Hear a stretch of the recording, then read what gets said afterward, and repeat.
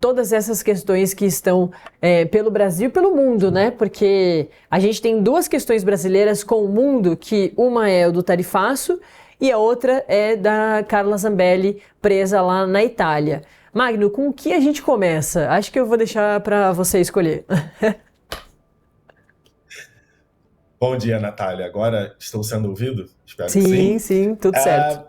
Bom, nós jamais morreremos de tédio no Brasil. Como você bem disse, nós temos uma semana super ocupada e parece que nas próximas semanas nós seguiremos vendo os desdobramentos desses dois temas, tanto as tarifas que, caso não ocorra uma reversão, podem entrar em vigor já no final dessa semana, e também com o caso da deputada Carla Zambelli, que estava foragida na Itália e acabou de ser presa. O ponto de Carla Zambelli talvez seja menos complexo. Nós temos o governo italiano tendo que tomar uma decisão a respeito de uma cidadã italiana, por mais que tenha essa questão da nacionalidade dominante ou na nacionalidade de exercício. É uma cidadã italiana, que faz com que esse processo seja muito mais complexo do que um processo natural de deportação, e também como esse tema de como essa questão reflete na política brasileira, se é que vai se refletir. Na reportagem que a gente via anteriormente a respeito de Zambelli, se destacava que ela é, de fato, e foi por muito tempo, uma deputada e uma articuladora muito forte do bolsonarismo, muito próxima do ex-presidente Bolsonaro, de sua família e dos seus principais personagens, mas que nos últimos tempos andou um tanto escanteada, tendo inclusive reclamado de um certo abandono por parte não só do ex-presidente Jair Bolsonaro, mas também dos seus principais apoiadores. Então, essa vai ser também uma discussão que vai lidar com o cenário internacional e o Brasil, mas de uma forma, acredito, muito mais simples do que a questão das tarifas, que são temas naturalmente muito mais complexos e que podem ter um impacto muito mais significativo do que a prisão da ex-deputada. Nós temos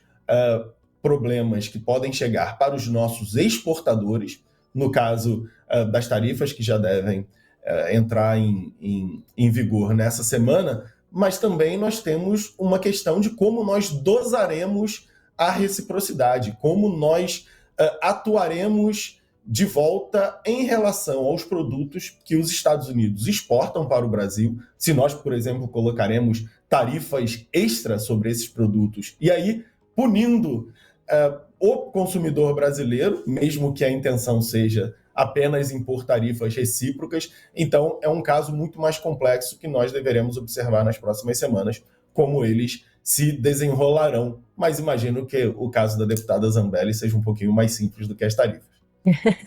Com certeza. E também é um processo longo, né? A gente conversou aqui com 2 advogados criminalistas que disseram que essa história da Zambelli ainda vai longe. Já tá, né? Porque ela estava 2 meses foragida e vira e mexe surgia um novo elemento para a história. Agora ela foi presa, mas a justiça italiana tem 48 horas para decidir. Tem 3 possibilidades aí, ou o asilo político, ou a prisão dela lá, ela cumprir pena na Itália, ou a extradição aqui para o Brasil para ela para ela cumprir a pena aqui. E, claro, também a discussão da perda do mandato da deputada federal Carla Zambelli, que já foi muito próxima ao ex-presidente Jair Bolsonaro, embora esteja aí um pouco mais excluída ou deixada de lado. Quando foi à Itália, disse, né, que faria todo esse trabalho de divulgação do que está acontecendo aqui, dessa injustiça, da ditadura, né? A Carla Zambelli usa essa palavra para definir o que a gente vive aqui no Brasil em relação à situação judicial do ex-presidente Jair Bolsonaro. O filho, Eduardo Bolsonaro, também usa essas palavras, né? Inclusive se diz que está em exílio nos Estados Unidos, então usa termos, né, muito próximos que a gente usava ali e tinha o conhecimento na época da ditadura militar. Mas tem essa questão que a gente abriu a semana falando muito, que é do tarifaço, porque o tarifaço está para acontecer sexta-feira agora, dia 1º de agosto. A gente vê o governo brasileiro tentando negociar, pensando em diversas estratégias, inclusive essa da retirada dos alimentos, né, nessa negociação toda. Ontem o secretário do Comércio dos Estados Unidos, o Howard Lutnick, disse que essa é uma possibilidade, não disse direcionado ao Brasil, mas o Brasil se encaixa, né, dentro, o que nos dá uma esperança de adicionar isso na barganha, na negociação. Mas o que a gente vê é que com os outros países, a negociação foi para frente entre Trump e o líder político, o chefe do executivo, a figura maior daquele país. No nosso caso, Lula. Magno, você acredita que enquanto não acontecer essa ligação, enquanto não acontecer essa foto, enquanto não acontecer esse encontro de Lula com Trump, que não aconteceu ainda, a gente não vai conseguir reverter ou melhorar a nossa taxa ou fazer alguma negociação melhor? Claro que isso não vai acontecer até sexta-feira, mas depois dessa sexta-feira, de repente, a gente consegue reverter essa situação mais lá para frente com esse encontro do Lula com o Trump?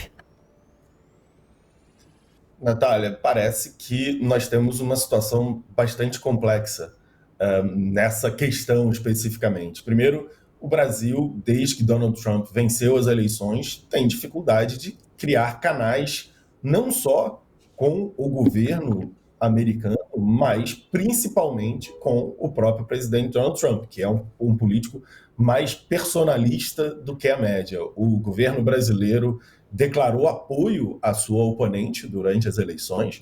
O governo brasileiro está num campo ideológico diferente de Donald Trump e parece que os esforços para fazer com que houvesse uma relação entre o governo brasileiro e o então novo governo americano não foram suficientes para que se criasse um canal de diálogo. Esse é um primeiro problema.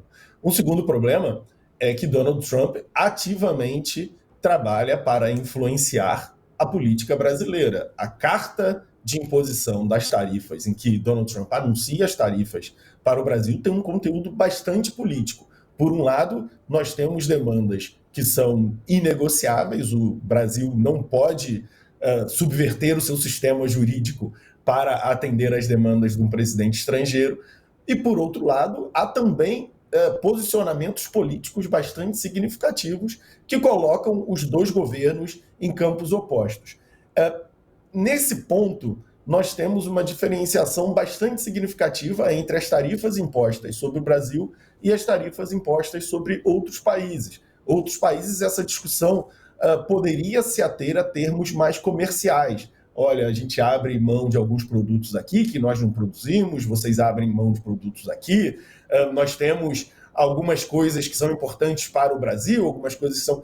Há uma série de possíveis negociações comerciais que são comumente feitas entre países. Como as demandas de Donald Trump sobre o Brasil incluem também questões não comerciais, tudo fica muito mais complexo. O Brasil tem questões que pode abrir mão. O Brasil é um país que tarifa enormemente produtos de países estrangeiros, mesmo que os Estados Unidos sejam uma exceção positiva e que o Brasil tarifa menos, mas essa questão política faz com que essa negociação fique muito complicada, não apenas porque nos faltam canais de comunicação com o governo americano, e talvez o maior símbolo disso seja que Lula e Trump ainda não se encontraram, mas também porque o próprio governo americano faz demandas que o Brasil não pode entregar. E, por fim, Lula tem motivos também para temer um encontro pessoal com Donald Trump, porque nós temos visto nos últimos meses alguns encontros entre Donald Trump e alguns chefes de Estado no Salão Oval da Casa Branca, em que esses chefes de Estado são arbitrariamente e publicamente expostos ao ridículo. Então, o staff de Lula e o próprio Lula têm motivos para agir com cautela em relação a esse encontro. Mas nada impede, é claro, que abramos canais de conversa para que a parte comercial, pelo menos, desse papo aconteça o mais rápido possível. Esse era o temor, né? Logo quando anunciado o tarifaço, lá em 9 de julho, através de uma carta pela Truth Social, a rede social do Donald Trump, né? Depois veio toda essa confirmação dessa história pela Casa Branca, de forma oficial, mas num primeiro momento vem ali de forma pessoal, né, do presidente, desde que ele brigou com o Elon Musk, dono do Twitter, do X, ele não usa mais o X, então ele vem utilizando essa rede social dele para fazer esses anúncios. Aí a carta ali que ele publica, do começo ao meio, é sobre o ex-presidente Jair Bolsonaro, não é nem sobre o presidente Lula, né? É sobre um ex-presidente e também sobre a justiça brasileira, porque tem esse outro elemento dessa história toda que eu queria falar contigo, Magno, que é a tal da Lei Magnitsky, que coloca ali o governo americano impondo sanções à Suprema Corte brasileira, né? A ministros daqui do nosso país, ministros que estão muito envolvidos, principalmente no caso do ex-presidente Jair Bolsonaro. Aí a gente volta um pouquinho para a trama golpista, a suposta trama golpista. O julgamento está para ser marcado aí entre agosto e setembro, em que o ex-presidente Jair Bolsonaro faz parte, é réu, e também Mauro Cid, que entregou a sua alegação final ontem, é o delator do caso, enfim, daquela trama golpista que a gente vem falando bastante. O ministro Alexandre de Moraes é o ministro relator desse caso, é o ministro também que impôs as medidas restritivas ao ex-presidente Jair Bolsonaro em 18 de julho, e todos esses elementos vêm gerando uma dificuldade política para a nossa negociação. O presidente Lula não tira o pé, né, da questão da soberania nacional, de que não vai abaixar a cabeça para o presidente americano. Então, os presidentes a gente vê justamente nesse conflito político. Mas, ao mesmo tempo que a gente vê até o vice-presidente do Brasil, Geraldo Alckmin, que é esse chefe aí dessas negociações, né? Ele pegou para si todas essas reuniões com big techs, com setores que vão ser impactados para fazer essas negociações. Então a gente vê que até membro do executivo vem falando da questão econômica, comercial, mas que as figuras principais políticas aí de liderança ainda seguem nesse embate político. E eu queria que a gente falasse mais sobre o ponto da Lei Magnitsky, que o tempo todo volta a ser também um elemento importante nessa história toda do que o governo americano diz que é uma censura, né, aqui que acontece dentro da justiça brasileira. Natália, essa é uma possibilidade da Lei Magnitsky de uma ação muito forte sobre pessoas específicas. O problema dessa lei, dessa imposição, de uma sanção desse tipo, é que ela pode envolver não só, no caso, o ministro Alexandre de Moraes, outros ministros do STF, mas envolve, inclusive, o sistema financeiro de forma geral. Inclusive, dentro do governo americano, durante as discussões a respeito desse tipo de sanção, a principal cautela é imposta sobre a possibilidade de problemas sistêmicos, porque um tipo de sanção desse tipo não se atém apenas ao indivíduo, se atém a com quem o indivíduo faz negócios, onde o indivíduo tem investimentos, como são as relações entre as entidades financeiras, onde esse indivíduo tem investimentos, e o sistema financeiro dos Estados Unidos. Então, há uma complexidade em torno dessas sanções que faz com que a sua imposição seja muito rara e muito específica, seja usada raramente e de forma muito direcionada, porque é uma sanção seríssima que pode levar com problemas não apenas para a pessoa sancionada, mas todo o entorno dessa pessoa, com quem essas pessoas fazem negócios e com quem essas pessoas fazem negócio. Então você tem uma série de ondas possíveis de consequências quando uma sanção desse tipo é imposta. Mas não podemos negar e não podemos fechar os olhos para o fato de que essas sanções estão sendo discutidas e estão sendo promovidas não apenas por Eduardo Bolsonaro, por Paulo Figueiredo, mas também por seus apoiadores aqui no Brasil. Então, o nível de sanções impostas ao Brasil ainda não chegou tão longe quanto podem chegar. Elas podem ir ainda mais longe do que já chegaram. O problema, na minha visão, é que a visão do governo americano a respeito do impacto dessas sanções é cega, tem problemas. Não se chegará à resolução desse impasse por meio da imposição de mais sanções. Você gerará incômodos, mas o judiciário brasileiro não mudará de ideia por conta de uma pressão de governo estrangeiro. Pelo contrário, o que nós temos visto não é o enfraquecimento do judiciário, nem o enfraquecimento do próprio governo brasileiro. Nós temos visto, inclusive, a popularidade do presidente Lula subindo. O que a atuação de Eduardo Bolsonaro tem conseguido é fazer com que Lula adquira um inimigo externo e se coloque altivamente e ativamente em defesa da soberania nacional contra aqueles que tentam atacar e prejudicar os nossos produtores, os nossos empregos e a geração de emprego e renda no Brasil. Magno, foi bom você terminar a sua fala citando Eduardo Bolsonaro, porque eu queria falar sobre o bolsonarismo, né? A gente ir encerrando essa conversa, que tá ótima, a gente poderia continuar aqui, porque é isso, o assunto não falta, a gente não morre de tédio aqui no Brasil. Mas a questão do bolsonarismo, ontem a gente teve uma motociata, um dispositivo ou uma forma de manifestação que o ex-presidente Jair Bolsonaro gosta bastante, né? Utilizou quando ele era presidente, na campanha também, enfim, ele faz essas movimentações, essas mobilizações com os motociclistas. Ele tinha essa questão do vai ou não, por causa das medidas restritivas que foram impostas a ele lá em 18 de julho, que foram reforçadas na semana passada, com toda aquela questão lá do ministro querendo explicações da defesa do descumprimento das medidas restritivas.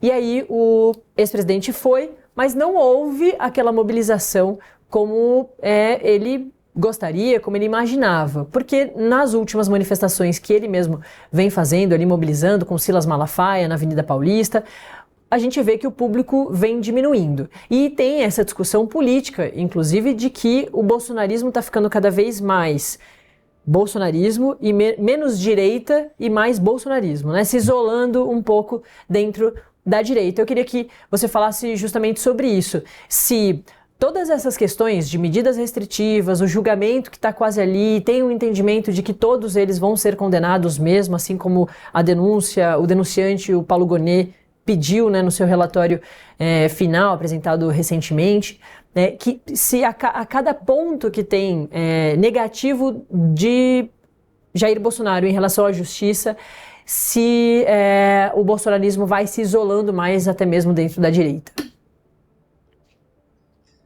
O bolsonarismo talvez tenha dado um passo definitivo de isolamento dentro da direita quando Eduardo Bolsonaro não apenas trabalhou pela imposição de sanções econômicas sobre o Brasil, mas como reivindicou a autoria do ato, o protagonismo sobre o ato. Porque naquele momento nós tivemos uma euforia por parte da direita de ver alguém do qual desgostam sendo punido, como o presidente Lula, por exemplo, né, sofrendo as consequências. Olha aqui a consequência da atuação do Lula acontecendo, mas uma vez que a euforia de ver alguém que você não gosta ser punido passa, nós ficamos com a consequência daqueles atos, e a consequência é ruim para o Brasil, é ruim para os brasileiros, é ruim para a nossa economia, e quem tem responsabilidade de governar precisa lidar com esses fatos. Então, os deputados bolsonaristas começarão a ouvir nos seus estados o resultado das sanções americanas, aqueles exportadores que começarão a sofrer as consequências do que está acontecendo. Os governadores, muito mais rapidamente, sentem essa pressão também, sentem as consequências, e aí nós podemos destacar governadores de estados importantes que apoiaram Jair Bolsonaro, mas que nesse campo estão com cautela, é verdade, já que disputam entre eles uma vaga como herdeiro político de Jair Bolsonaro, mas se manifestaram abertamente. Tarcísio de Freitas, governador de São Paulo, Romeu Zema, governador de Minas, Ronaldo Caiado de Goiás, Ratinho Júnior do Paraná. Uma série de de estados importantes que poderão sofrer as consequências dessa sanção, e quem tem responsabilidade precisa estar do lado do setor produtivo do país. E talvez aí nós estejamos vendo a inflexão da separação entre a direita e Jair Bolsonaro. Porém, nós ainda não vimos essa separação ou testamos o seu potencial nas urnas. Na memória de todos os políticos, hoje quem controla muito voto é Jair Bolsonaro e a narrativa imposta de cima para baixo por meio de Jair e de seus filhos. Enquanto nós não virmos essa separação ser testada na rua, ou seja, aqueles que se distanciam de Bolsonaro, estando na direita, conseguem se viabilizar eleitoralmente, nós não veremos a separação. Os políticos têm medo de se distanciar de Bolsonaro e perder votos. Então, eles seguirão se equilibrando entre essas duas canoas. Uma da responsabilidade com a economia e outra uma certa fidelidade a Bolsonaro. Mas uma vez que a gente veja que essa separação não fere de morte políticos da direita, aí sim Jair Bolsonaro estará com muitos problemas, porque ele passará a ser absolutamente dispensável para a direita brasileira. É isso, Magno Mukar, nosso cientista político, que tentou nos ajudar a entender alguns desses assuntos tão importantes dessa semana toda, que num primeiro momento parecem todos separados, mas na verdade estão sempre ali influenciando um ao outro. Muito obrigado, viu, Magno? Foi um prazer falar contigo. Volta sempre. Voltarei, Natália. Foi um prazer, obrigado e um bom dia. Bom dia.